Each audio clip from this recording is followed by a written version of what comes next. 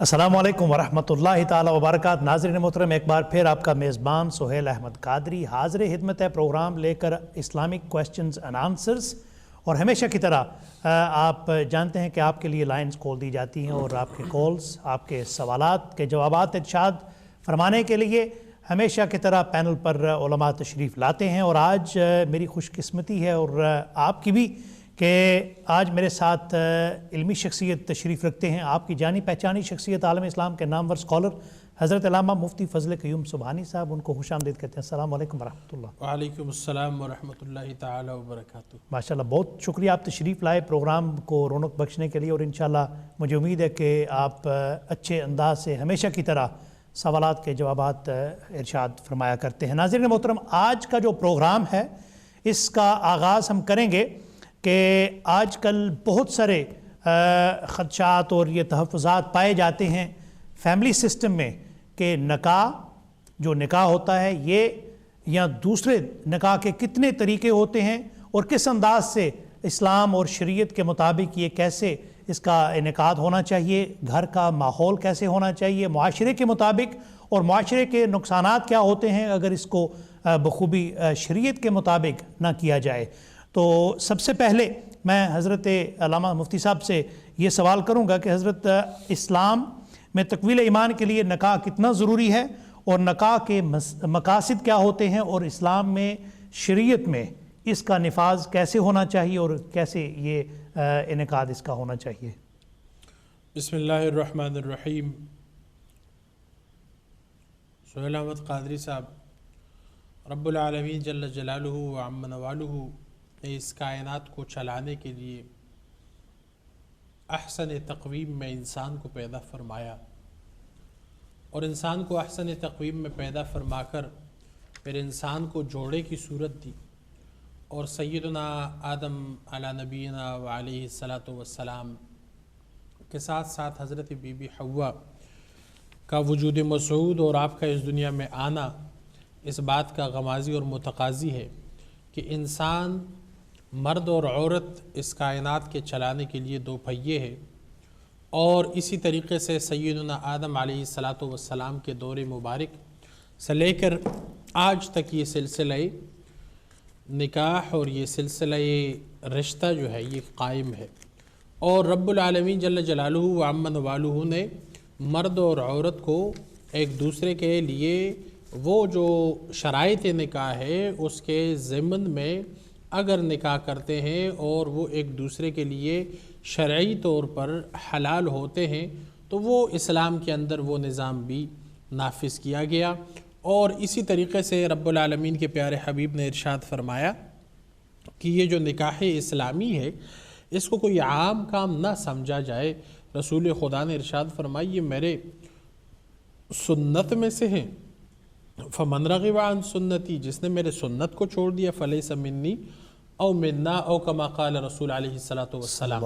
رسول خدا نے ارشاد فرمائی یا تو وہ ہم میں سے نہیں، من حیث الامت، وہ فرد اس امت کا حصہ نہیں ہے، یا ارشاد فرمایا کہ یا وہ مجھ سے نہیں ہے، یعنی میرے امتیوں میں سے نہیں ہے، میرے اس رشتے میں نہیں ہے جس طرح باقی امت میرے والے ہیں۔ رسول خدا علیہ السلام نے واضح فرما دیا کہ دوسرے حدیث مبارکہ میں کہ تکمیلی ایمان ہے، یہ جو نکاح کرتے ہیں اس سے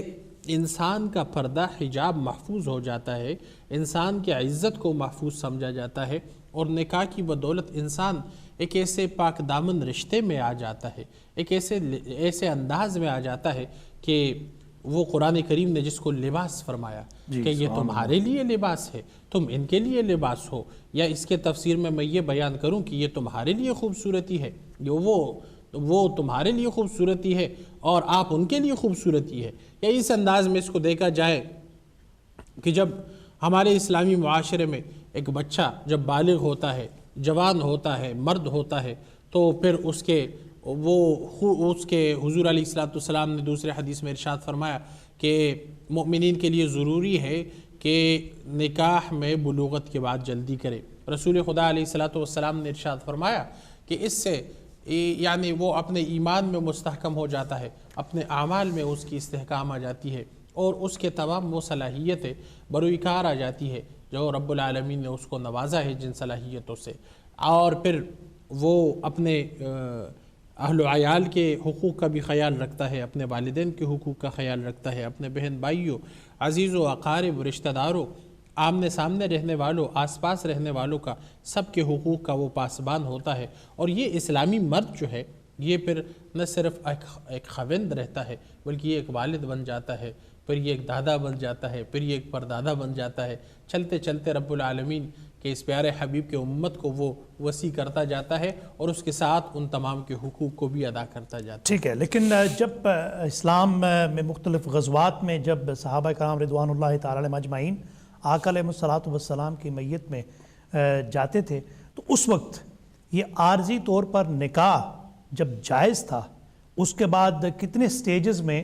یہ ٹیمپرری جسے نکاح کہا جاتا ہے متع کی صورت میں تب جائز تھا، لیکن آقا علیہ الصلوۃ والسلام نے جب منع فرمایا، میں یہ پوچھنا چاہتا ہوں کہ اسی طریقے سے جیسے قرآن میں شراب کی حرمت سٹیجز میں آئی ہے کہ سب سے پہلے قرآن میں آتا ہے کہ نماز کے نزدیک جب آپ نشے کی حالت میں ہیں تو نماز کے نزدیک مت جائیں، پھر بعد میں حرمت آئی، نکاح کا بھی ایسے ہی تھا کہ سٹیجز میں آیا۔ سب سے پہلے نکاح کی اجازت عارضی طور پر جو نکاح ہوتا تھا متع کی صورت میں تو اجازت دی جاتی تھی، لیکن اس کے بعد حرمت جو آئی، یہ ایک ایسا ہی اس کے ساتھ آپ تقابل کر سکتے ہیں کہ بالکل سملیرٹیز ہیں اس میں؟ سہیل قادری صاحب، اگرچہ بت ہے جماعت کے آستینوں میں، مجھے ہے حکم ازاں لا الہ الا اللہ۔ وہ جو رسول خدا علیہ الصلوۃ والسلام جو دین لائے نا، تو اس وقت جماعت کے آستینوں میں بت تھے۔ اس وقت معاشرہ اس حد تک کرپٹ تھا کہ بعض باتیں ایسی ہیں کہ وہ زبان پہ آپ لا کر خود شرما جاتے ہیں کہ میں کیا کلمات بول رہا ہوں۔ معاشرے کے اندر ایک عورت کو آج حجاب کے اوپر مذاق اڑایا جاتا ہے، آج دوپٹے اور برقعے کے اوپر مذاق اڑایا جاتا ہے، لیکن یہ کیسے شروع ہوئے اس کو کوئی نہیں جانتا۔ عورت کو ننگا کر کے گلیوں بازاروں محلوں میں پھروانا اور ہر ایک کو دیکھنا، اس کے قد قات کو، اس کے چال چلن کو، اس کے صحت جسامت کو، اس کے فزیک کو دیکھنا ہر مرد کا حق مانا جاتا تھا، اور جو پسند آئے اس کو استعمال کرنا یہ مردانگی کی علامت تھی۔ معاشرہ اتنا کرپٹ تھا۔ اللہ اکبر۔ اس عورت کو اس مقام سے اس انسان کو اس حوا کی بیٹی کو لے کر آنا اور اس کو ایک ایسا مقام دینا کہ وہ یا تو جنت والی ہے، یا جس کے قدموں سے جنت کو منسلک کر دیا، یا اس کے گفتگو کے ساتھ محبتوں کو آشنا کر دیا، یا جس کے مقام اور مرتبے کو رب العالمین نے قرآن میں آیات در آیات در آیات شامل کر دیا،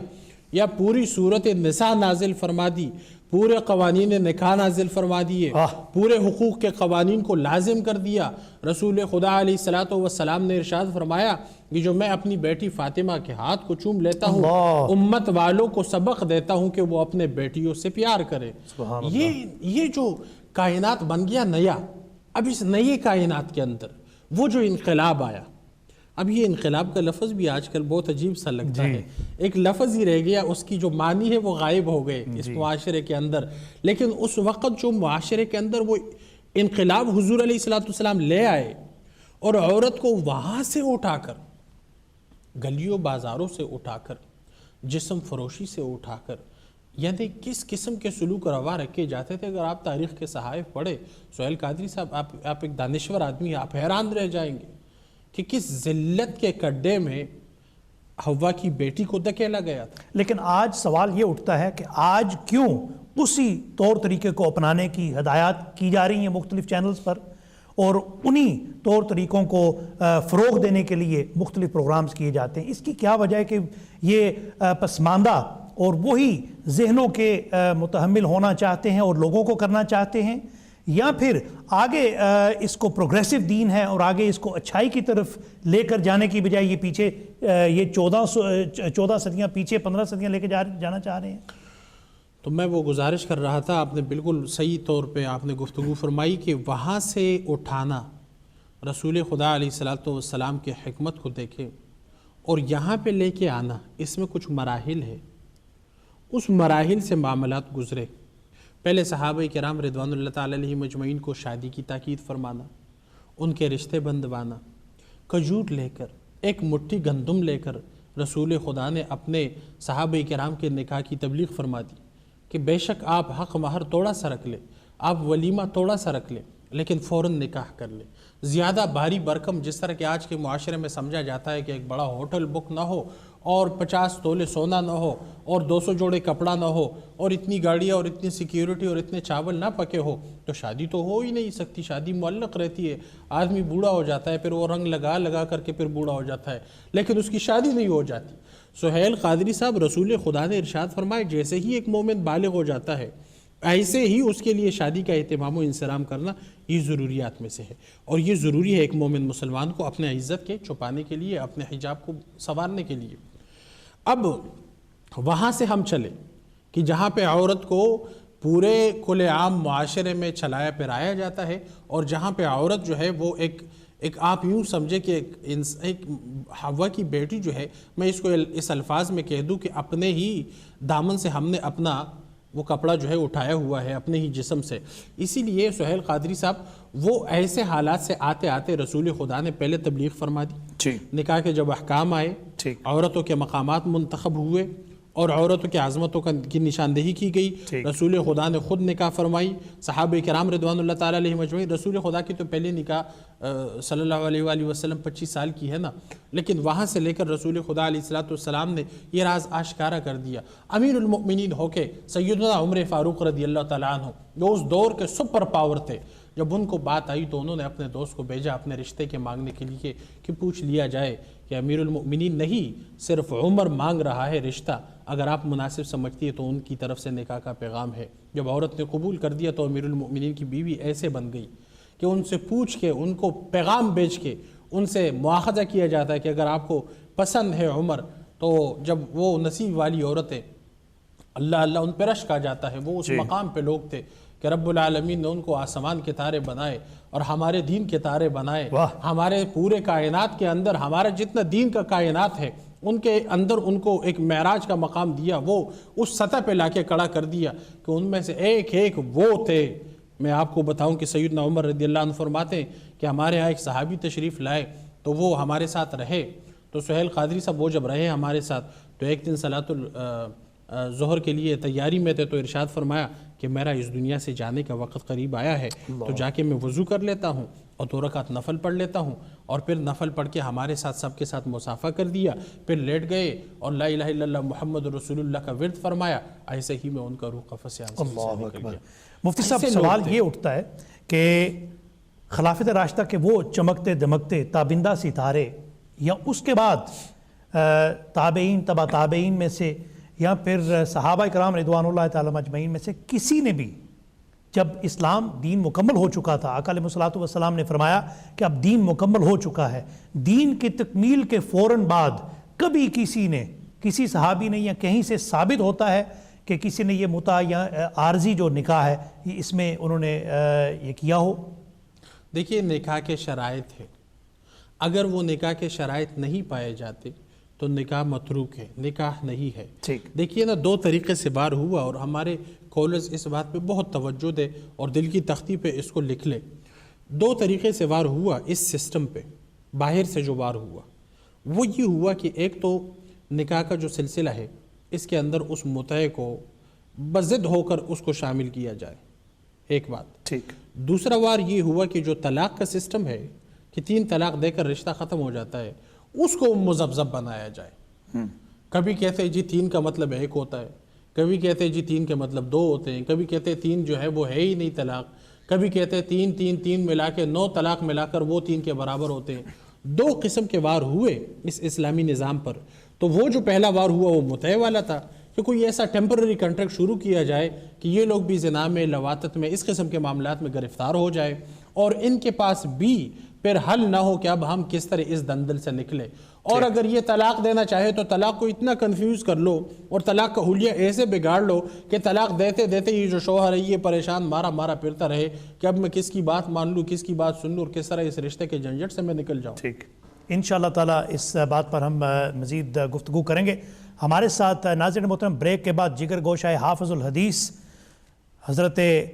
حجت الاسلام مفکر اسلام مبلغ اسلام حضرت علامہ پیر سید محمد عرفان شاہ صاحب مشہدی موسوی دامت برکاتہم العالیہ ہمارے درمیان کال کے ذریعے ہمارے پروگرام میں شرکت فرمائیں گے، اور اس موضوع پر انشاءاللہ تعالی اپنی علمی روشنی جو ہے وہ ضرور فرمائیں گے۔ اور کیا کہ یہ اسلام میں نکاح اور طلاق کے مسائل اور متع جس کو آج کل بہت فروغ دیا جا رہا ہے، کیا اس کی کیا حقیقت ہے، انشاءاللہ جانیں گے۔ بریک کے بعد ہمارے ساتھ رہیے اور آپ کے سوالات بھی انشاءاللہ لیے جائیں گے۔ ملتے ہیں بریک کے بعد۔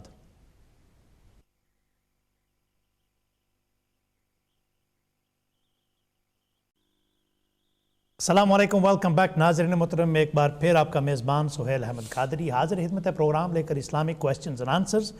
اور میرے ساتھ نبیر مفتی اعظم سرحد حضرت علامہ مفتی فضل قیوم سبحانی صاحب تشریف رکھتے ہیں، اور انشاءاللہ عنقریب ہی لائن پر ہمارے ساتھ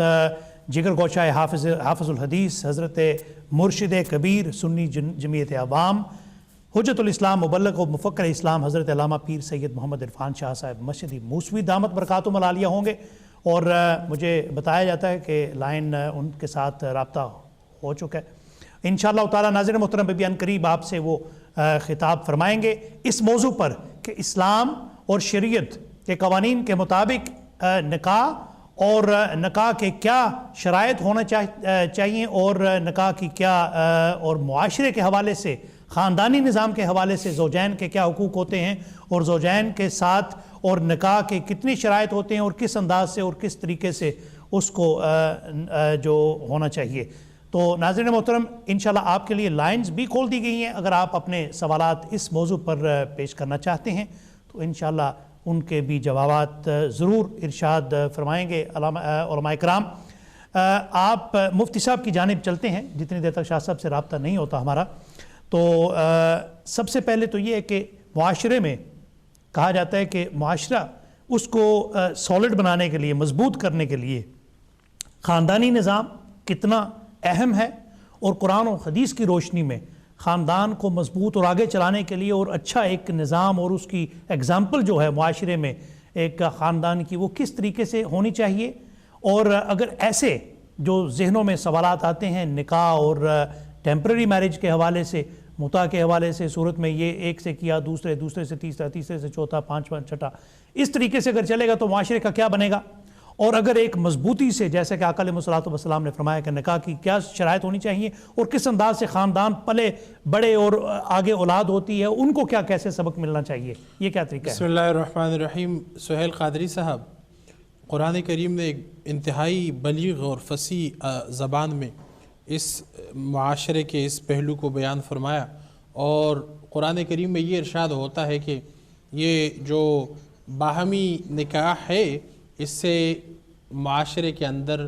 اتفاق و اتحاد اور معاشرے کے اندر سکون بنتا ہے، اور معاشرے کے اندر اختلافات سے اور معاشرے کے اندر بے راہ روی سے انسان بچتا ہے۔ اور اس کی ایک مثال میں آپ کو دیتا ہوں جو ہمارے ساتھ اسی معاشرے میں موجود ہوتا ہے اکثر، وہ مثال کہ جب والد ایک بچے پیدا ہو جاتے ہیں گھر میں، تو اس گھر کے اندر جو والد جس محبت سے اس بچے کو پلاتا ہے، بڑھاتا ہے، کھلاتا ہے، پڑھاتا ہے، اس کا خیال رکھتا ہے، اس کے زندگی کے ضروریات کو نبھاتا ہے، کوئی دوسرا اس کائنات میں وہ ذمہ داری نہیں ادا کر سکتا۔ ٹھیک۔ اب جب 6 مہینے کے بعد یا 7 مہینے کے بعد یا 8 مہینے کے بعد یا کسی بھی لینتھ آف ٹائم کے بعد جب وہ متع کا رشتہ ختم ہو گیا، اب ادھر بچے کے پیدائش کے دن ہے، ادھر سے باپ جو ہے وہ الگ ہو گیا، وہ کسی دوسرے کاتے میں چلا گیا، نیا آدمی آ گیا، اب اس بچے کا کیا فیوچر ہے؟ ٹھیک، یہ سوال اٹھتا ہے کہ نہیں؟ جی بے شک اٹھتا ہے۔ معاشرے کے اندر کتنی بگاڑ پیدا ہو جاتی ہے، ٹھیک، اور ایک ایسا بگاڑ کی تسلسل کے ساتھ پورے خاندان کو اختلافات کے ہاتھ میں چڑھا دیتا ہے۔ سیدنا علی کرم اللہ تعالی وجہ الکریم جو اپنے دور کے خلیفہ راشد تھے، اور خلیفہ راشد ایسے تھے کہ آپ کے دور مبارک کے اندر جتنے بھی مصائب اور جتنے بھی مشکلات کھڑے ہوئے، آپ نے اس کا بھرپور طریقے سے حکیمانہ انداز میں اس کا حل پیش فرمایا، اور آپ وہ شخصیت ہے کہ آپ نے واضح طور پر ارشاد فرمایا کہ نکاح کے یہ جو حرمت متع ہے، حرمت متع اس لیے ہے کہ آپ نے ارشاد فرمایا کہ اس سے معاشرے کے اندر بگاڑ پیدا ہوتا ہے، ٹھیک، اور نکاح کا جو نظام ہے، نکاح کے نظام کے اندر ایک استقلال ہے، اور اس سے معاشرے کے اندر ایک اچھے گھرانے کو فروغ ملتا ہے، ایک صحت مند گھر کو فروغ ملتا ہے، صحت مند خاندان اور فیملی کو فروغ ملتا ہے۔ سیدنا علی کرم اللہ تعالیٰ وجہ الکریم کے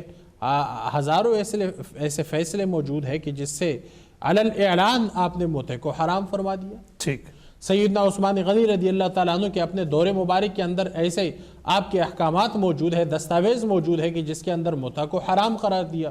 اب ایسے حالات میں کہ نہ صرف حضور علیہ السلام کے دور مبارک کے اندر بلکہ خلفائے راشدین رضوان اللہ تعالیٰ علیہم اجمعین کے دور مبارک کے اندر بھی اس کے اوپر حرمت کے فتوے آئے، پھر اسلامی نکاح سسٹم کو تباہ کرنے کے لیے اور اس کو متاثر کرنے کے لیے اور مسلمانوں کو در بدر پھرانے کے لیے اس نظام کو واپس لایا گیا، تاکہ کسی نہ کسی طرح 3 طلاقوں کو بھی تسلسل سے نکال دیا جائے، اس کو بھی کویسچنیبل بنا دیا جائے، اور متع کے ذریعے سے اسلام کے اندر جو ایک خاندانی نظام ہے، ماں باپ کا احترام ہے، بہن بھائیوں کے جو احترام ہے اور ان کے حقوق ہے، اس نظام کو بھی پامال کیا جائے۔ جی ماشاءاللہ۔ ہمارے ساتھ حجت الاسلام حضرت علامہ پیر سید محمد عرفان شاہ صاحب مشہدی موسوی دامت برکاتہم العالیہ لائن پر تشریف فرما ہوئے، خوش آمدید کہتے ہیں۔ السلام علیکم حضرت۔ السلام علیکم۔ جی وعلیکم السلام ورحمۃ اللہ۔ حضور خوش آمدید، بہت مشکور ہوں کہ آپ آج کے پروگرام اور اہم ترین موضوع پر آپ گفتگو فرمانے کے لیے اپنے جو بات ہے اس کو آگے عوام تک پہنچانے کے لیے اس موضوع پر تشریف لائے۔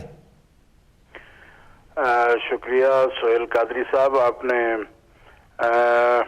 یاد کیا، اور مولانا علامہ مفتی فضل قیوم صاحب سبحانی متضلہ نکاح کی اہمیت اور مسلم معاشرہ میں مسلم معاشرہ کی تشکیل میں عقد نکاح کا کردار اور ایک خاندان جو کہ بنیادی اکائی ہے ایک سوسائٹی کی اور معاشرے کی، جی اس کا قیام بنیادی اکائی جو ہے وہ بھی نکاح سے ہی ایک خاندان اور ایک گھرانہ بنتا ہے۔ جی تو اس پر بڑی خوبصورت اور مدلل گفتگو فرما رہے ہیں آپ نے۔ مجھے بھی اس میں یاد فرمایا ہے، میں اس وقت کوئی تفصیل کے ساتھ یہاں پہ بات کرنے کا وقت نہیں ہوگا، میں صرف یہ بات عرض کرنا چاہتا ہوں جی کہ قرآن مقدس میں جو نکاح کا حکم ہے، فَانْكِحُوا مَا طَابَ لَكُم مِّنَ النِّسَاءِ مَثْنَىٰ وَثُلَاثَ وَرُبَاعَ، جی تو نکاح جو ہے، عقد نکاح، اس کے بارے میں قرآن مقدس میں مردوں کو نکاح کرنے کا حکم ہے اور عورتوں کو نکاح کرنے کا حکم ہے۔ اس کی جو قیود ہیں، شرائط ہیں، جی اور اس کے اندر قرآن مقدس نے اس کی تفصیلات کہ کن عورتوں کے ساتھ مردوں کا نکاح جائز ہے، اس کو بھی قرآن پاک نے بڑی تفصیل کے ساتھ بیان کیا ہے۔ حرمت علیکم امہاتکم و بناتکم و اخواتکم و اماتکم و خالاتکم و بنات الاخ و بنات الاخت و امہاتکم اللاتی ارضعنکم جی و اخواتکم من الرضاعۃ و امہات نسائکم و ربائبکم اللاتی فی حجورکم من نسائکم اللاتی دخلتم بهن فإن لم تكونوا دخلتم بهن فلا جناح علیکم و حلائل ابنائکم الذین من اصلابکم وان تجمعوا بین الاختین الا ما قد سلف ان اللہ کان غفور الرحیم۔ اس میں تمام محرمات وہ عورتیں کہ جن کے ساتھ کسی مرد کا نکاح جائز نہیں، ابدی طور پر یعنی ہمیشہ کے لیے جن عورتوں سے نکاح جائز نہیں یا جن صورتوں میں جائز ہے، یہ پوری صورتیں جو ہے اس کے اندر بیان فرما دی گئی۔ جی اچھا، اب یہ ہے کہ نکاح کرنے کا حکم قرآن کے اندر ہے، پھر کن عورتوں کے ساتھ نکاح ہو سکتا ہے، اس میں یہاں پہ جو پوری آیت میں نے تفصیل سے پڑھ دی ہے، اس کے اندر اللہ تعالیٰ جل شانہ نے جن عورتوں کو حرام قرار دیا کہ ان کے ساتھ نکاح منع ہے، نہیں ہو سکتا، وہ اس کی تفصیل ہو گئی کہ امہاتکم تمہاری مائیں، و بناتکم تمہاری بیٹیاں، بنات الاخ و بنات الاخت مردوں کی بھتیجیاں اور بھانجیاں، وہ ان پر حرام ہے۔ امہاتکم اللاتی ارضعنکم اور تمہاری وہ مائیں جنہوں نے تمہیں دودھ پلایا ہے، یعنی جن کا تم نے دودھ جنہوں نے جنا ہے وہ بھی تم پر حرام ہے، اور ان کی جنی ہوئی بھی حرام ہے، اور ان کی جنی ہوئی کی جو جنی ہوئی ہے وہ بھی تم پر حرام ہے، یعنی بھانجیاں بھی حرام ہے، اور اسی طرح بھتیجیاں تم پر حرام ہے، اور وہ مائیں جنہوں نے تمہیں دودھ پلایا، اور وہ بہنیں جنہوں نے تمہارے ساتھ دودھ پیا، یعنی اس ماں کا دودھ پیا ہے جس کا دودھ تم نے پیا ہے، وہ بہنیں بھی تم پر حرام ہے۔ وَأَخَوَاتُكُم وَأُمَّهَاتُ نِسَائِكُم، اور تمہاری جو بیویاں منقوع ہیں تمہاری، ان کی مائیں بھی تم پر حرام ہیں، کیونکہ ساس جو ہے وہ بھی ماں کا درجہ رکھتی ہے۔ وَرَبَائِبُكُمُ اللَّاتِي فِي حُجُورِكُم، اور جو ان کی اولادیں آئیں تمہارے یعنی صلب سے نہیں ہیں لیکن وہ ان کے ساتھ ہیں، ان کی پچھلے نکاح سے ان کی اولاد ہے، اور وہ ان کی اس لڑکی کی ماں جب تمہارے نکاح میں ہے تو وہ ربائب جو ہیں ان سے بھی تمہارا نکاح حرام ہے۔ وَرَبَائِبُكُمُ اللَّاتِي فِي مِن نِسَائِكُمْ اللَّاتِي دَخَلْتُم بِهِنَّ، یعنی جو باقاعدہ تمہاری بیویاں بن چکی ہیں عورتیں، ان کی جو بیٹیاں ہیں وہ بھی تم پر حرام ہیں۔ ٹھیک۔ إِن لَمْ تَكُونُوا دَخَلْتُم بِهِنَّ فَلَا جُنَاحَ عَلَيْكُمْ، کہ اگر وہ باقاعدہ وہ عورتیں جو تمہارے عقد میں ہیں وہ تمہاری اگر تمہارا ان کے ساتھ یعنی کہ ایک باقاعدہ مرد و عورت کا تعلق نہیں ہوا، اس صورت کے اندر ربائب کے ساتھ نکاح تمہارا جائز ہوگا۔ إِن لَمْ تَكُونُوا دَخَلْتُم بِهِنَّ فَلَا جُنَاحَ عَلَيْكُمْ وَحَلَائِلُ أَبْنَائِكُمُ الَّذِينَ مِنْ أَصْلَابِكُمْ، اور تمہارے صلبی بیٹے ان کی بیویاں یعنی تمہاری بہو جو ہے ان کے ساتھ بھی تمہارا نکاح جو ہے وہ سسر کے لیے حکم ہو رہا ہے کہ حلائل جو ہے دلہنیں بہویں تمہارے بیٹوں کی جو بیویاں ہیں ان سے بھی نکاح تمہارا حرام ہے۔ اور ان تجمعوا بین الاختین، اور یہ بھی حرام ہے کہ تم دو بہنوں کے ساتھ ایک وقت میں عقد نکاح بھی کرو اور ان کے ساتھ میاں بیوی کے تعلق قائم کرو، الا ما قد سلف۔ اچھا، اب یہ جو الا ما قد سلف ہے نا، اس کے اندر یہ مسئلہ جو ابھی آپ کا موضوع بحث ہے اس کا بیان یہاں بھی آتا ہے کہ احکام کے اندر یہ دیکھا جاتا ہے کہ دیکھیں جس وقت ایک کوئی حکم موجود نہیں تھا اور کوئی رسم اگر جاہلی زمانے کی تھی موجود، اس کو اسلام نے کس طریقے پر احکام کا پابند کیا ہے۔ یہاں بین الاختین یعنی دو بہنوں کو نکاح میں لانے کو حرام قرار دیا گیا، لیکن اس کے ساتھ بھی کہا کہ الا ما قد سلف، اور اس سے پہلے بھی اس آیت کریمہ ابتدا سے حرمت سے جو پڑھی اس سے پہلے ہے کہ جو تمہارے باپ کی منقوع ہے وہ بھی تم پر حرام ہے، ٹھیک، اور اس سے پہلے جو گزر چکا انہ کان فاحشہ وہ برائی ہے، اور اس کا مطلب یہ ہے کہ اگر کسی نے اس سے پہلے ایسا ہوا کہ اس نے باپ کی منقوعہ کے ساتھ یا مدخولہ کے ساتھ اس نے نکاح کیا ہے یا اپنے اس کو کسی طریقے پر بھی اس پر تصرف کیا ہے تو اس کو ما قد سلف سے جو ہے نا کہا گیا کہ جو کچھ پہلے ہوا وہ ہوا، لیکن اب اس کے بعد یہ منع ہے۔ ٹھیک، اس سے یہ معلوم ہوتا ہے کہ اگر کوئی زمانہ جاہلی میں ایسا عقد تھا جو کہ موقت تھا، یعنی کہ جس میں وقت کی کوئی تحدید تھی یا قید تھی، تو اس کو ما قد سلف میں آتا ہے، اس کو جب اسلام نے روک دیا، رسول اللہ صلی اللہ علیہ وسلم نے روکا اور قرآن پاک کی صریح آیت میں روکا گیا یا صحیح روایت میں روکا گیا، دونوں صورتوں میں، کیونکہ رسول اللہ صلی اللہ علیہ وسلم کا حکم جو ہے وہ قرآن کے برابر ہے ہمارے لیے، جیسے کہ قرآن نہیں فرمایا ما آتاکم الرسول فخذوہ، کہ رسول جو کچھ دے وہ لے لو، اس میں کوئی رد و قضا کی تمہیں ضرورت نہیں ہے، کیونکہ رسول اللہ صلی اللہ علیہ وسلم اپنی مرضی سے تو کچھ کہتے نہیں، آپ جو کچھ ارشاد فرماتے ہیں وہ آپ کا اختیار ہے جو رب نے آپ کو عطا فرمایا ہے، اور تمہارا یہ فرض ہے کہ تم رسول اللہ صلی اللہ علیہ وسلم کے فرامین عالیہ پر عمل کرو۔ تو اب اس تقریر کے بعد میں یہ بات عرض کرنا چاہتا ہوں کہ جیسا کہ حضرت قبلہ مفتی فضل کریم صاحب حافظ اللہ تعالیٰ بھی فرما رہے تھے کہ نکاح کا مقصد جو ہے نا وہ ہوتا ہے ایک تو ولادت ہے، بچوں کی ولادت، یعنی کہ اس سے کہ بقائے نسل جو ہے یہ ایک نکاح کا مستقل مقصد ہے۔ دوسرے نمبر پر عفت، پاک دامنی اور اپنی عزت اس کو محفوظ کرنا اور اس کے ساتھ ایمان کا مکمل ہونا، یہ اس کے مقاصد ہیں۔ عورت کو تحفظ فراہم کرنا، اس کو نفقہ، نان نفقہ، سکنا یعنی رہائش، روٹی، کپڑا اس کو فراہم کرنا، اس کی عزت کی حفاظت کرنا اور اس کا محافظ بننا، حتیٰ کہ حدیث شریفہ میں یہاں تک آتا ہے کہ اگر کوئی شخص اپنی بیوی کی عزت کی حفاظت کے لیے اپنی جان دے دیتا ہے تو اس کو شہید کا درجہ ملتا ہے کہ ماتا دون عرض ہی ماتا شہیدہ، اگر کوئی اپنی عزت کی حفاظت کے لیے اپنی جان بھی دے دے تو اس کو اللہ تعالیٰ شہادت کا رتبہ عطا فرماتا ہے. کیوں؟ اس لیے کہ مرد عورت کا صرف یہ نہیں کہ اس کا حاکم ہے یا اس کو لگا اس سے اپنا ایک وقتی طور پر جو ہے نا وہ ٹائم پاس کر رہا ہے، بلکہ اس کی عزت کا محافظ ہے. اور عورت اس کی عزت ہے، اور اس حد تک عزت ہے کہ اگر اس کی عزت کی حفاظت میں اس کو جان سے گزرنا پڑ جائے، خدا نخواستہ کسی کو ایسا واقعہ پیش آ جاتا ہے کہ اس کی عزت پر کوئی حملہ کرتا ہے تو اس کے سلسلے میں یہ اس کی حفاظت کرتے ہوئے مر جائے تو اس کو شہادت کا درجہ نصیب ہو جاتا ہے. عورت چاہے اس کی بیوی ہو، بہن ہو، ماں ہو، بیٹی ہو، تو اس کے لیے یہ تعلق ایسا ہے کہ دیکھیں وہ محرمات عبدیہ ہیں لیکن وہ بھی عزت ہیں ایک بندے کی. عورت کو جو کہ پہلے محرمات میں شامل نہیں لیکن وہ اس کے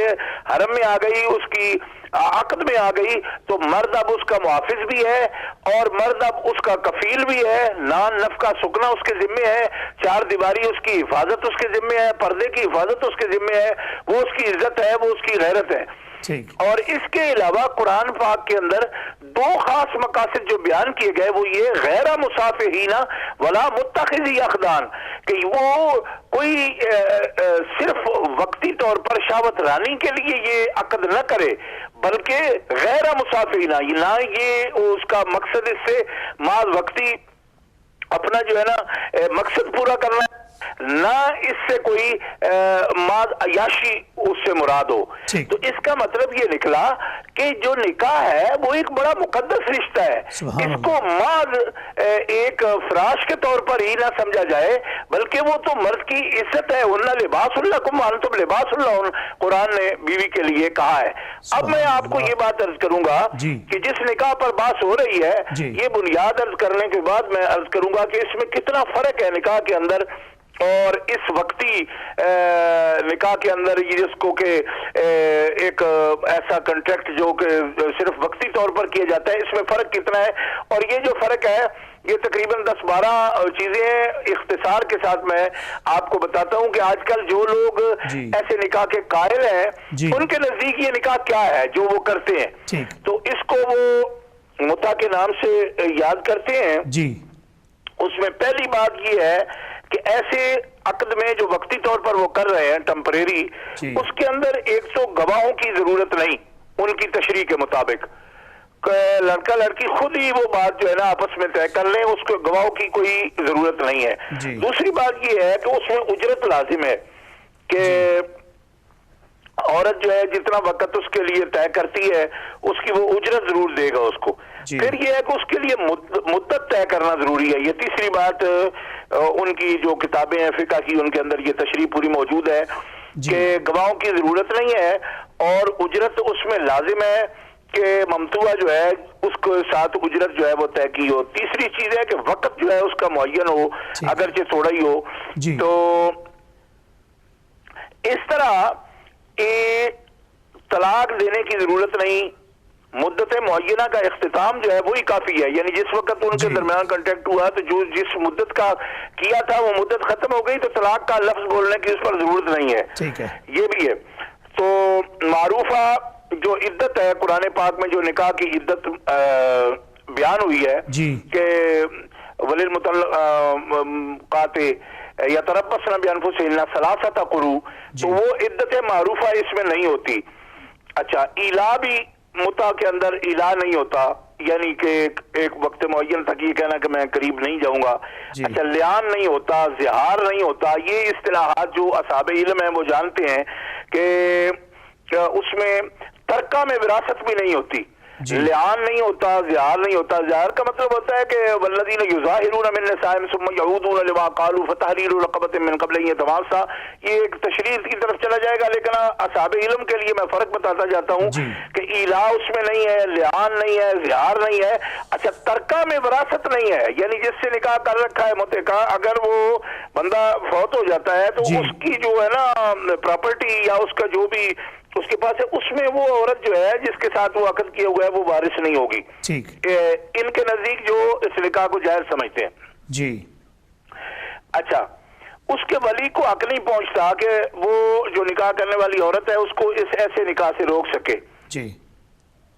اچھا، جس عورت نے یہ نانف کا یہ نکاح وقتی کیا ہے عارضی جس کو متع کہتے ہیں، اس کا نانف کا مرد پر واجب نہیں ہوتا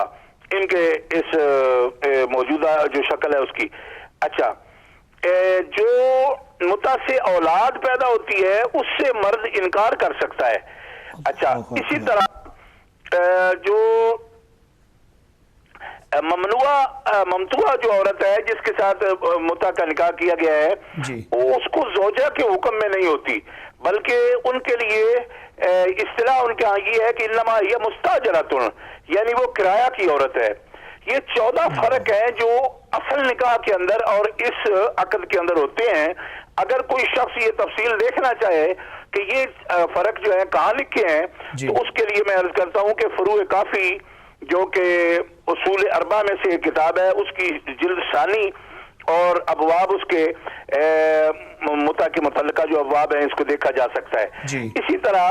جامع رضوی جو سید عبد الغنی ہیں اسناشری، ان کی کتاب جامع رضوی ہے، اس کے اندر وہ ابحاث متع کے اندر یہ لکھنؤ کی چھپی ہوئی کتابیں ہیں۔ اسی طرح ایک کتاب ہے عجالہ حسنہ، یہ ترجمہ ہوا ہے سید محمد جعفر قدسی جائسی نے اس کا ترجمہ کیا ہے، اور یہ اصل رسالہ جو ہے نا متع کے بارے میں یہ ملا باقر مجلسی صاحب کا ہے اور دلی کی چھپی ہوئی یہ کتاب ہے۔ اس کے اندر یہ 14 باتیں مذکور ہیں، اسی سے سننے والے فرق سمجھ سکیں گے۔ اب میں بتاتا ہوں کہ جمہور اہل اسلام کے نزدیک جو نکاح ہے اس میں اور اس میں فرق کیا ہے؟ تو فرق یہ ہے کہ جو شہادتوں گواہوں کے بغیر نکاح کا انعقاد نہیں ہوگا، حق مار کی ادائیگی واجب ہے، ہمیشگی دوام اور استمرار ملوز خاطر ہے۔ یہ میں وہ نکاح بتا رہا ہوں کہ جو قرآن پاک کے احکام کے مطابق ہے اور جمہور اہل اسلام جو نکاح کرتے ہیں، اور جو نکاح عبادت ہے، اور جو نکاح جو ہے ائمہ کے نزدیک نفلی عبادت سے افضل ہے نکاح کرنا۔ تو اس کا یہ کیا نکاح ہے؟ ایک تو یہ گواہوں کے بغیر نہیں ہوگا، حق مار کی ادائیگی اس میں واجب ہے۔ اچھا جی، ہمیشگی دوام اور استمرار، یہ کہ ہمیشہ کے لیے ہوگا، اس میں کوئی لمٹ نہیں ہے، کوئی وقت نہیں ہے، کیونکہ نکاح کا مطلب موقت کرنا اس کو یا اس کی اندر وقت کی قید لگانا، یہ اس کی روح کے ہی منافی ہے۔ ٹھیک، اور اس نکاح کے اندر مقصد صرف احسان ہے اور اس میں صفاحت مطلوب نہیں ہے۔ غیر مصافحین کا جو میں نے آیت پڑھی تھی نا کہ مقصد شہوت رانی نہ ہو، بلکہ عورت کو قید، اس کو عورت کو نکاح میں لا کر اس کی عزت اور حقوق کا تحفظ کرنا مقصود ہو۔ یہ ہے احسان کا مطلب، سواد کے ساتھ جو احسان ہے نا، جیسے قرآن 5واں پارہ شروع والمحصنات من النساء، وہ احسان نکاح سے مقصود ہے، وہ نکاح متع کے اندر تو مفقود ہوتا ہے۔ اچھا، اصل نکاح میں حق کے طلاق مرد کو حاصل ہے، عدت معروفہ لازم ہے، اگر وہ طلاق دے دے تو اس کی عدت ہے، ایلا جائز ہے، لعان جائز ہے، زہار جائز ہے، اور اس نکاح کے اندر عورت جو ہے وہ ترکہ میں وارث ہوتی ہے اپنے مرحوم شوہر کی، اور اجازت ولی اور وارث یہ اس میں اصل نکاح کے اندر جو ہے اس کو ولایت استحباب حاصل ہے، اس سے پوچھنا بھی ضروری ہے، اور اس سے اس کو کف وغیرہ کی جو بات ہے اس کا خیال کرنا بھی ضروری ہے۔ اچھا، عورت منقوعہ جو ہے اس کو نان نفقہ اور مکان مہیا کرنا یہ مرد کے ذمہ واجب ہے۔ اچھا، اپنی منقوعہ سے ہونے والی اولاد جو ہے وہ ناکح نکاح کرنے والے کی ہوتی ہے، اور اس سے انکار شرعاً ناجائز ہے کہ کوئی شخص اپنی منقوعہ بیوی کی اولاد کو اپنی اولاد نہ تسلیم کرے، تو یہ شرعاً یہ حرام ہے، ناجائز ہے۔ اچھا، منقوعہ عورت دوامن اہلیہ ہے، وہ اجرا کی چیز نہیں ہے، نہ کرائے کی بیوی ہے وہ۔ 14 یہ واضح احکامات ہیں جن کا اس نکاح وقتی میں اور نکاح اصلی میں یہ فرق ہے، اور قرآن مقدس یہ تمام قیود خود بیان کرتا ہے کہ نکاح اصل میں یہ ہے جس کے اندر شہوت رانی مقصود ہے، وہ تو پھر وہ شرعاً اس کے اندر کوئی معقولیت ہی نہیں چاہے جائے کہ اس کو شرعی بتایا جائے، اس واسطے۔ اور جو بات آج کل کے متع میں رائج ہے، اس قسم کا متع جو ہے یہ ان شرائط والا، یہ جو 14 پہلے میں نے بیان کی ہیں، یہ کسی دور میں بھی جائز نہیں رہا ہے۔ اگر یہ کہا جائے کہ ایسا متع اس وقت ہوتا تھا تو ایسا کبھی بھی نہیں ہوتا تھا ان شرائط کے ساتھ جو 14 بیان کر دی گئی ہیں پہلے. اب میں یہ بات عرض کرنا چاہتا ہوں کہ جس قسم کا بھی یعنی سابقہ جس کو متا کا یہ نام دیتے ہیں وہ اس میں یہ تھا کہ وہ وقتی نکاح ہوتا تھا مگر گواہ اس میں موجود ہوتے تھے. اب یہ میں فرق یہ بھی واضح کر رہا ہوں کہ جو پہلے تھا اس کو ہی یہ لوگ کہہ دیتے ہیں وہ نہیں تھا. وقتی نکاح ہوتا تھا وہ اور گواہ اور شاہد اس میں موجود ہوتے تھے. کوئی مرد اور خفیہ طور پر اگر عقد کرے اور اس کا نام عقد بنائے اور نکاح کہے اس کو یہ اس وقت بھی جائز نہیں تھا. خفیہ طور پر جب بھی بات ہوگی اس کا نہ اشتہار ہوگا یعنی نہ لوگوں میں اعلان ہوگا نہ کوئی اس کے لیے. دیکھیں نا کہ اسلام ویسے ڈھول تاشا یا کوئی جو گولا برود ہے اس کا چلانا اتنی اس کی حوصلہ افزائی نہیں ہوتی لیکن عقد نکاح کا اظہار جو ہے اس کے لیے اجازت ہے کہ بے شک نقارے پر ہو جائے اور برات بھی آئے تو بالکل اعلانیہ آئے تاکہ لوگوں کو یہ معلوم ہو جائے کہ عقد جو ہے یہ ہو رہا ہے اور اس کا اظہار کرنا یہی اس کی جو ہے نا اس کا حسن ہے اور اس کے اندر جو عزت کی حفاظت ہے وہ اسی کے اندر ہے کہ اس کا باقاعدہ اظہار ہو کہ یہ مسلمہ عورت جو ہے فلاں مسلمان سے اس کا نکاح ہو رہا ہے. اسی لیے اس کا اعلانیہ طور پر یا اعلان کرنا اس کا یہ مستحسن ہے دین اسلام کے اندر. اچھا دوسری بات یہ ہے کہ وہ جو نکاح تھا وہ بھی سفر جہاز میں بوقت ضرورت شدیدہ جائز تھا علل عموم جائز نہ تھا یعنی گھروں میں مقیم لوگ یہ عمل نہیں کرتے تھے. اسی طرح یہ ان لوگوں کے لیے جائز تھا جن کے لیے عورتیں نہ تھیں اور وہ طویل وقفہ تک جو ہے وہ ایک یعنی کہ عزلت میں یا اکیلے ان کو رہنا پڑتا تھا. یہ فعل اس دور میں بطور رخصت کے مباح ہوا تھا عزیمت کے درجہ میں نہیں تھا. یہ بھی فرق ہے کہ یہ فعل عظیمت کے درجہ میں نہیں تھا کہ اس پر ثواب کے وعدے کیے جائیں یا یہ بتایا جائے کہ جو شخص ایک دفعہ ایسا نکاح کر لے تو وہ فلاں امام کا درجہ پا جائے یا فلاں کا. یہ نہیں تھا. یہ تو ایک رخصت تھی اور وہ بھی صرف نکاح موقت کی. اس کو اس انداز سے نہیں کہ نہ اس میں کوئی نکاح گواہ موجود ہو اور اس کی لمٹ معین ہو ایسا نہیں تھا. یہ فعل بطور ضرورت تھا اور اس کو کوئی ہمیشہ کے لیے یا عبادت کے درجے میں اس کو یہ حاصل نہیں تھا مرتبہ. اس لیے یہ 14 باتیں میں نے اصل نکاح کی عرض کر دی 14 اس کی عرض کر دی جو جس کو یہ کہا جاتا ہے کہ یہ اسی متا کا ایک کنٹینیو سلسلہ ہے اس کی تفصیل عرض کر دی. اب یہ جو موقت نکاح تھا نا یہ بات میں سمیٹتے ہوئے آپ سے یہ عرض کرتا ہوں کہ یہ نکاح موقت جو پہلے گواہوں کی موجودگی میں ہوتا تھا اور جس کو سمجھا جا رہا ہے کہ یہ متا تھا جو کنٹینیو جا رہا ہے وہ بھی نبی کریم صلی اللہ علیہ وسلم نے خیبر کے موقع پر رسول اللہ صلی اللہ علیہ وسلم نے وہ نکاح موقت جو ہے اس کو بھی حرام قرار دیا اور حمار اہلی جو ہے اس کے گوشت کو بھی اس کا کھانا بھی حرام قرار دیا. تو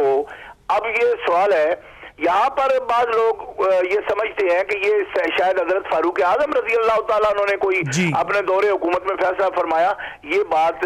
ٹھیک نہیں ہے. حضرت فاروق اعظم نے بطور آرڈیننس باقاعدہ اسی حدیث پاک کو جاری فرمایا. یہ بات درست ہے کہ حکومت آرڈیننس تو جاری کرتی رہتی ہے لیکن بنیاد اس کی خیبر میں حضور کا وہی حکم تھا جس میں رسول اللہ صلی اللہ علیہ وسلم نے اس نکاح موقت سے بھی اس کو کسی طرح بھی حالیہ متا کا نکاح کہا ہی نہیں جا سکتا. وہ گواہوں کی موجودگی میں ہونے والا نکاح تھا ضرورتاً اس کو بھی رسول اللہ صلی اللہ علیہ وسلم نے خیبر کے موقع پر منع فرما دیا. یہ حضرات جن کی کتابوں کا پہلے میں نے حوالہ دیا ہے انہی کی کتاب تہذیب الاحکام ملا یاذر الفقی ان کتابوں میں یہ اصول اربع میں سے ہیں. ان میں دیکھا جا سکتا ہے یہ حضرت مولا علی شیر خدا رضی اللہ تعالیٰ عنہ کی اپنی روایت ہے کہ رسول اللہ صلی اللہ تعالیٰ علیہ وسلم نے اور آپ سے حضرت امام محمد باقر اور حضرت امام جعفر صادق رضی اللہ تعالیٰ عنہ حضرت امام زین العابدین رضی اللہ تعالیٰ عنہ وہ بیان کر رہے ہیں کہ حضرت مولا کائنات فرماتے ہیں رسول اللہ صلی اللہ علیہ وسلم نے یہ موقت نکاح بھی جو لمٹ والا تھا ضرورتاً بھی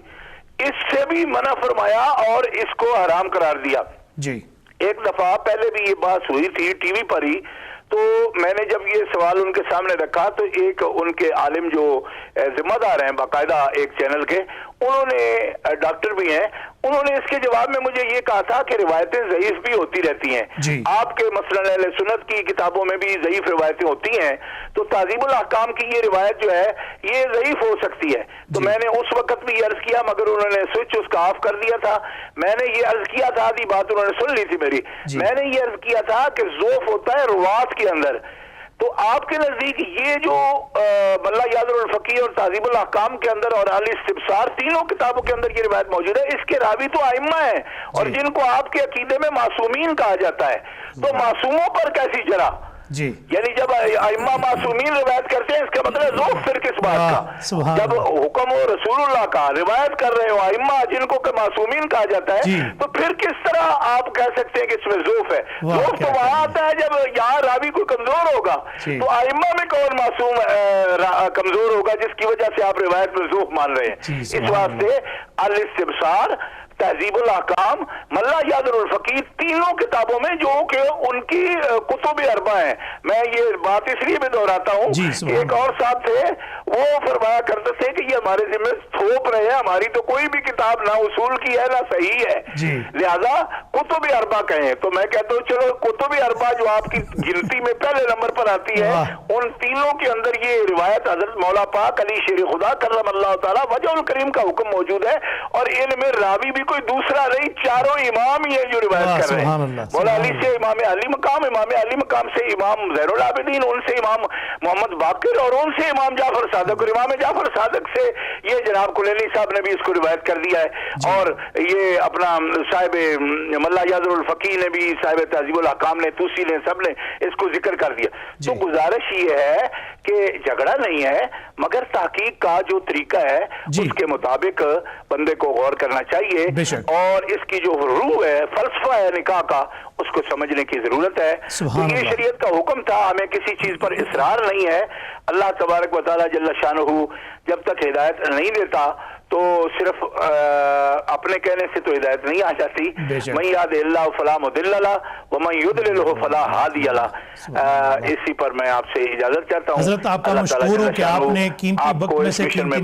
قیمتی وقت نکال کر پروگرام میں شرکت فرما کر روشنی ڈالی اس موضوع پر اللہ تبارک و تعالی آپ کا سایہ تادیر اہل سنت والجماعت پر قائم و دائم فرمائے ناظرین محترم میں بھی ایک بریک کا وقت ہوا چاہتا ہے اذان عشاء کا وقت ہوا چاہتا ہے ملتے ہیں فوراً بریک کے بعد السلام علیکم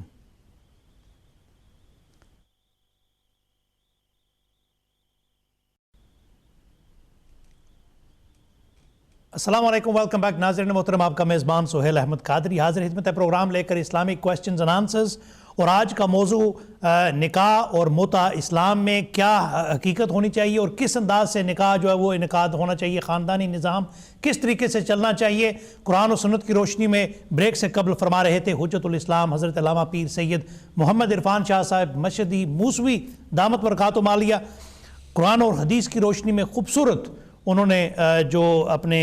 خیالات اظہار فرمائے میرے ساتھ مفتی فضل قیوم سبحانی صاحب ہیں چلتے ہیں ان کی جانب حضرت قبلہ شاہ صاحب نے بڑے خوبصورتی کے ساتھ بڑے احسن انداز میں قرآن و سنت کی روشنی میں اپنے کلمات کا اظہار فرمایا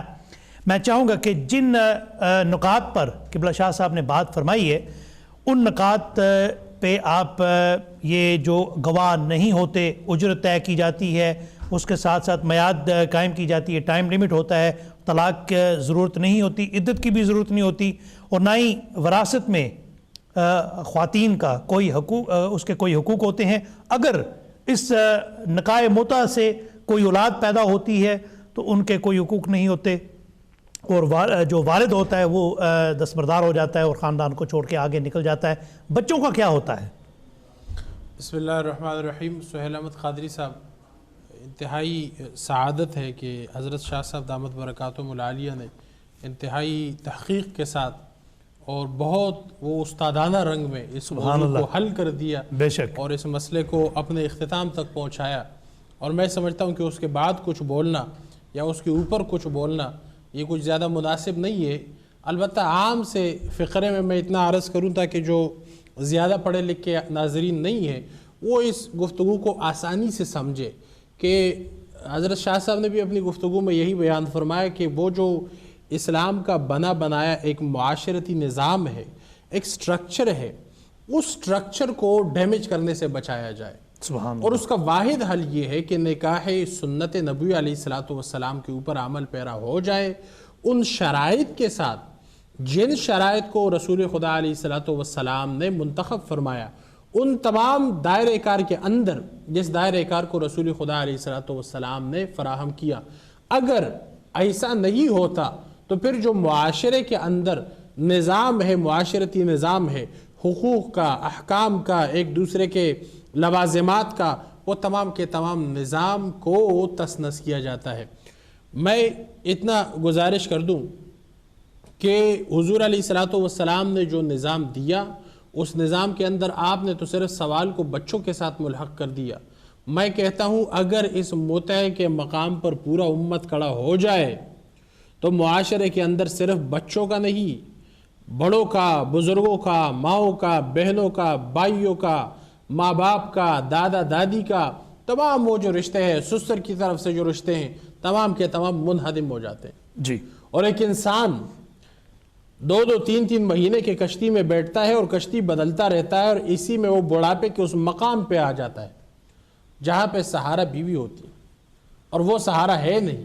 تو یہ انسان اول سے لے کر آخر تک حرام کی وجہ سے آپ دیکھیے کہ پورے نظام کو ختم کرتے ہوئے، پورے نظام کو منہدم کرتے ہوئے وہ ایک ایسے مقام پہ آتا ہے کہ جب وہ مرتا ہے، دیکھیے نا، یہ جو رشتے بنتے ہیں تو کسی لالچ میں بنتے ہیں۔ جی، تو جب وہ لالچ اس کے پاس مزید وہ رہا نہیں ہے، اب وہ نہیں رہا اور جسم کی طاقت اور قوا کمزور ہو گئے، اب اس کو ہاتھ دینے والا کون ہے؟ اور کئی دروازے کھلے دوسرے لوگوں کے لیے۔ اب یہ بیچارہ کیا کرے جس کے بچوں کے حقوق ختم ہو گئے، جس کے بڑوں کے حقوق ختم ہو گئے، اب یہ اکیلا لاغر آتے آتے آتے کہاں تک پہنچ گیا؟ اب اس ڈسیبل معاشرے کے اندر اس اولڈ یا اس ایجڈ پرسن کا یا اس بزرگ شخصیت کا کیا مقام رہ جاتا ہے؟ تو کیا حضور علیہ الصلوۃ والسلام نے اس معاشرے کے نظام کو اس لیے بنایا تھا کہ اس کو اس طریقے سے منہدم کیا جائے؟ اور دوسرے طرف آپ نکاح کے فضائل میں سے دیکھیں کہ پورا خاندانی نظام بنتا ہے، بچے ہیں، بچیاں ہیں، ان کے رشتے ہیں، ان کے رشتہ دار ہیں، ان کے دوست ہیں، ان کے احباب ہیں، پھر نواسے نواسیاں، ایک پورا نظام بن جاتا ہے۔ عام الفاظ میں اگر اس کو سمجھا جائے تو اس طریقے سے اس کو بیان کیا جا سکتا ہے کہ رسول خدا علیہ الصلوۃ والسلام نے جس انداز میں اس نظام کو چلایا، اگر اس انداز میں نظام کو رکھا جائے اور اس قید وقت کے ساتھ یا معینہ مدت کو رکھتے ہوئے یا پھر اس طرح بغیر حقوق کے ادا کرتے ہوئے ایک انسان بس چلا جاتا ہے کہ آج مہینے کا 31 تاریخ ہو گیا، 31 تاریخ تک ہی ٹائم رکھا تھا، ایک کو میں نے تنخواہ لینا ہے اور ایک کی تنخواہ میں نے کسی اور جگہ سپینڈ کرنی ہے، جی، تو اس گھر کا جو حشر ہونا ہے، اگر ہر گھر کے ساتھ مہینے بعد کیلنڈر کے ہر مہینے کے ساتھ ایسا ہوتا رہے تو آپ مجھے بتائیے سہیل قادری صاحب، معاشی طور پر حوا کی بیٹی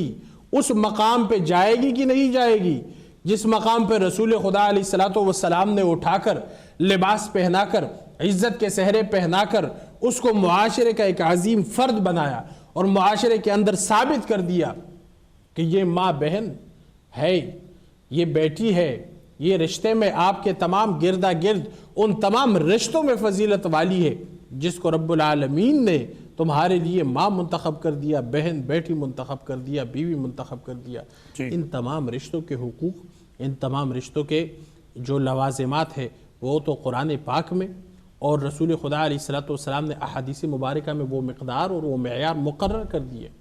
اسی لیے رسول خدا علیہ الصلوۃ والسلام نے ارشاد فرمایا کہ اس امت کے اندر حقوق اللہ اور حقوق العباد دونوں کے خیال رکھنا یہ اس امت کے افراد کی ذمہ داری ہے۔ تو جب حقوق العباد کے اس تسلسل کا اس طریقے سے انحطاط کیا جائے اور معاشرے کو کسمپریسی کا شمار کیا جائے اور معاشرے کو کے اندر ایک ایسے طبقاتی نظام کو لاگو کیا جائے جس کے اندر معیشت سے لے کر خاندانی نظام تک وہ تمام نظام تتر بتر ہو جائے اور معاشرہ ایک ایسے سطح پر ایسے نہج پہ چلے کہ جہاں پہ معاشرہ سر اٹھا کے نہ چلے تو مسلمان ذلیل سے ذلیل ہوتا جائے گا۔ اللہ اکبر۔ معاشرے کے اندر ایک صحت مند معاشرہ ہی امت مسلمہ کے بقا کا ذریعہ ہے۔ اگر ایک صحت مند گھر نہیں ہے تو صحت مند معاشرہ نہیں ہے، اگر صحت مند معاشرہ نہیں ہے تو پھر امت مسلمہ کا جو پورا یہ عمومی طور پر وہ جو ایک نظام ہے وہ ختم ہو جائے گا۔ اسی لیے امت مسلمہ کے ساکھ کو بچانے کے لیے ایک ایک گھر کے نکاح حقوق اور اس کے طلاق کے نظام کا متعین کرنا انتہائی ضروری ہے۔ اگر یہ تعین ہو جائے بلا شک و شبہ ایک صحت مند معاشرہ ترتیب دے سکتا ہے۔ سبحان اللہ، ماشاءاللہ، بڑے خوش انداز سے، بڑے اچھے طریقے سے، بڑے ماشاءاللہ ایک قرآن و سنت کی روشنی میں مفتی صاحب نے اس کا خلاصہ بیان فرمایا۔ قبلہ شاہ صاحب کا مشکور ہوں جنہوں نے تشریف لا کر